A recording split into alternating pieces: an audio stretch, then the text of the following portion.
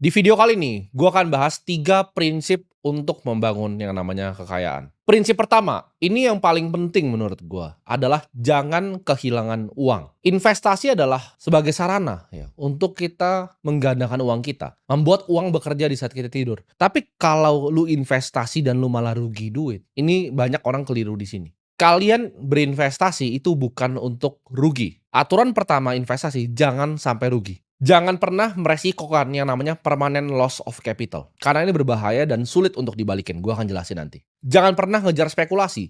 Cuman karena teman bilang, kalian lagi mabok, ada teman cerita, oh ini ada saham A bagus, oh ini ada kripto B bagus, oh ini ada investasi C, ada titip dana di D. Jangan karena tergiur, lu nggak tahu apa yang lu beli, lalu lu mengalami kerugian dalam investasi lu. Jangan pernah tergiur ya dengan cara cepat. Gue kan selalu cerita ya, sebagai manusia itu kalian harus bisa bilang yang namanya enggak ke opportunity, ke orang ngajak ketemu. Investasi pun sama. Gue lebih banyak di hidup gue bilang enggak ke investasi. Misalnya kemarin, ya bahkan pagi ini ada deal yang datang. Teman gue bilang dia banyak opportunity di consumer. Ya nanti gue lihat dulu. Tapi kemungkinan gue akan bilang enggak. Minggu lalu ada deal AI, orangnya itu salah satu jeblosan dari Y Combinator, ibaratnya sekolahnya orang-orang startup terhebat Airbnb, Sam Altman, ChatGPT. Karena itu bukan bagian dari nanti gue jelasin di prinsip selanjutnya, circle of competence gue. Jadi gue banyak tolak deal-deal yang menurut kalian mungkin menarik sebenarnya. Kalian ketika udah punya uang, nanti akan sadar, akan banyak nanti tawaran investasi. Tapi yang paling penting adalah permanent loss of capital, jangan sampai terjadi. Manusia itu di-drive sama yang namanya envy dan keserakahan. Jangan jadi orang serakah, karena kalian mau duitnya berkali-kali lipat, kalian mengambil resiko yang bikin ujung-ujungnya uang kalian rugi.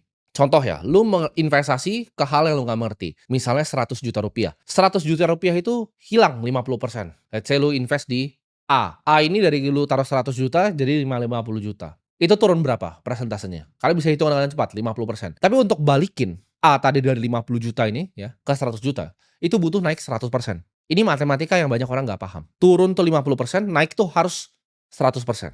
Sekarang gue pengen kasih kalian tebak-tebakan sedikit. Kalian tahu nggak kalau turunnya 60%? Ya, misalnya jadi 40 juta. Itu harus naik berapa untuk balik lagi? Seperti modal semula. Jawabannya harus naik 150%. Kita ambil yang lebih ekstrim. 100 juta tadi taruh di C. Turunnya 80%, jadi sisa 20 juta. Itu perlu naik 400%, teman-teman. 400% untuk balik ke modal awal.